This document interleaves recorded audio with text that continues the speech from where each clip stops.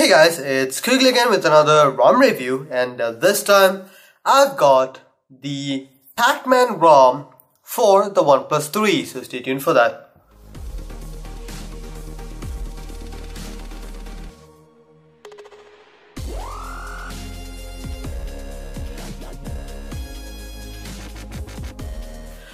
So, if you have been following routing from the very beginning when the Android OS was from gingerbread and all that, Pac-Man ROM would be quite familiar to because it was the first ROM, the first ROM to come up with the concept of combining every feature under the sun into one ROM. And basically Pac-Man came from PAC, which was the hot hitters at the time, which was Paranoid Android, AOKP and CyanogenMod, and they included all of those features into one ROM, and it works wonders. And over the years there has been a lot of other ROMs like Resurrection Remix, which started out as just another CM ROM, then evolved into what we see the CM ROM, the Resurrection Remix has another ROM which has all the features under the sun. So that has kind of taken away its individuality, I believe, but still this is one hell of a ROM. So let's get started now. In the settings menu you can see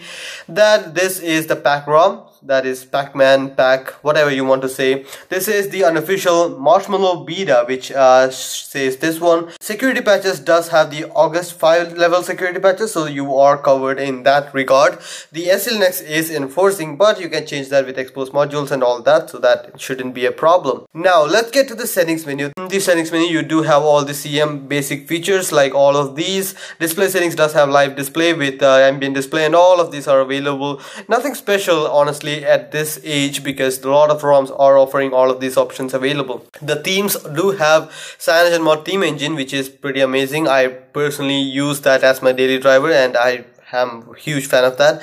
Notification settings has the heads up display, and all of these notification filtering, notification access can be controlled from here, and that is pretty amazing. Button settings, this is the basic CyanogenMod button settings where you can customize the home button and recent menu button, and also the volume buttons where you can control the playback, music playback, and the hardware control buttons for the keyboard. So in the additional buttons you do have the alert slider, and the alert slider does work out. Ambient display, in the ambient display you do have the tilt sensor and proximity sensor, hand wave motion, and pocket mode. Yes, there is pocket mode in CyanogenMod. Gestures is the stock Oxygen OS gestures, basically circle for camera, V for flashlight, and all that is available. Battery life, again, just want to confirm, battery life is good enough for most people, but it is almost as exactly as I have described it in AICP ROM review, that the fully featured heavy hitters does not give you the best battery life out of a CyanogenMod ROM or any other ROM for that matter. So you do need to consider that battery life will be taking a toll when you enable all the features. So the other settings are basically non-existent in this settings menu. That is because, like AICP, they have another application for configuring all the settings. This is called the PAC console, that is this thing. And you do have the ROM info like PAC ROM. This is PAC ROM version MM beta unofficial. Build date is August 16, which is the latest one which I could get my hands upon. Battery life. Now in the battery settings you do have battery style, landscape, icon, portrait. Battery percentage can be inside the icon, after the icon. All of that is customizable and pretty good. Changelog can be accessed from here where you can read about all the changelog, but this is a git copy paste, so if you don't know how to read this you probably won't understand a thing, but still it is available for you to understand. Now clock settings, you do have option to have center clock, all this available, and this is pretty amazing. I like all of these settings. Date format can also be changed in a Java format script, so that is pretty nice.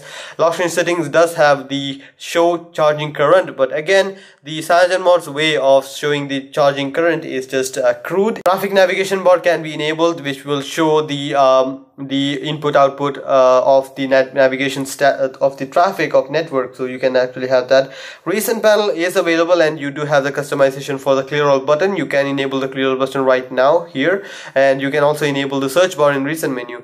Status bar does have the option to have brightness control, which you can swipe your hand across and have the brightness controlled, and notification can be enabled or disabled. Quick pull down is available. Smart pull down is available if there is no notification on the navigation on the status bar. Icons can be customized. Time contextual. This picture can be customized also. Pretty nice to see.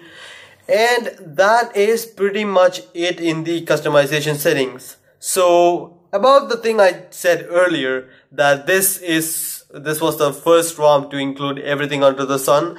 It's not anymore, but still it has enough features to keep you interested. So that is something which I really want to emphasize on. So it may not have all the settings which something like a Restoration Remix ROM or AICP may offer you, but still it has enough options to keep you entertained for most of the time. So that is something I think that is good enough. And you do have the quick setting customization, which is basically the CyanogenMod Mod 1. So you do have all of these options which you can customize. Compass is one of my favorite one because of course. Let me show you guys the Antutu benchmark score, which was pretty good. And because this does not have all those settings bogging it down, the score is about 152,000, which is pretty good, honestly.